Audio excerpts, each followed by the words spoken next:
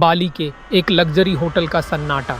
आधी रात को एक क्लर्क एक दुबली पतली लड़की को सहारा देकर उसके कमरे तक ले जा रहा था।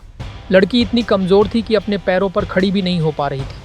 किसी ने सोचा भी नहीं था कि यही उसकी ज़िंदगी की आखिरी रातों में से एक होगी।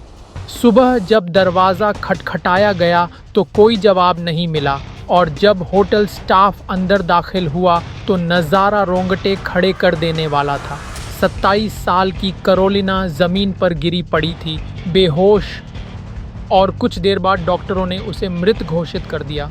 आखिर क्या हुआ था इस लड़की के साथ?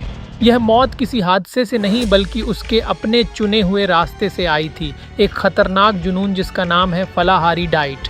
कैरोलिना पोलैंड की रहने वाली थी और योग व हेल्दी लाइफस्टाइल से इतनी प्रभावित हुई कि उसने धीरे धीरे अपना खाना सिर्फ फलों तक सीमित कर दिया।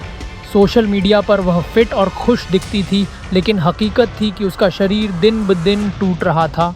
परिवार और दोस्तों ने उसे कई बार चेताया, मगर उसने किसी की नहीं सुनी। दिसंबर 2024 में वह बाली के संबरकिमा हिल रिजॉर्ट पहुंची, जहां स्टाफ उसकी हालत देखकर दंग रह गया। उसकी हड्डियां उभर आई थीं, नाखून पीले पड़ गए थे, दांत सड़ चुके थे और चेहरा धंसा हुआ था।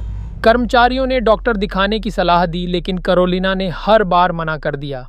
3 दिन तक किसी ने उसकी खबर नहीं ली, और जब कमरे का दरवाज़ा खोला गया तो उसका शरीर सिर्फ 22 किलो रह चुका था, पूरी तरह कुपोषण से ग्रस्त।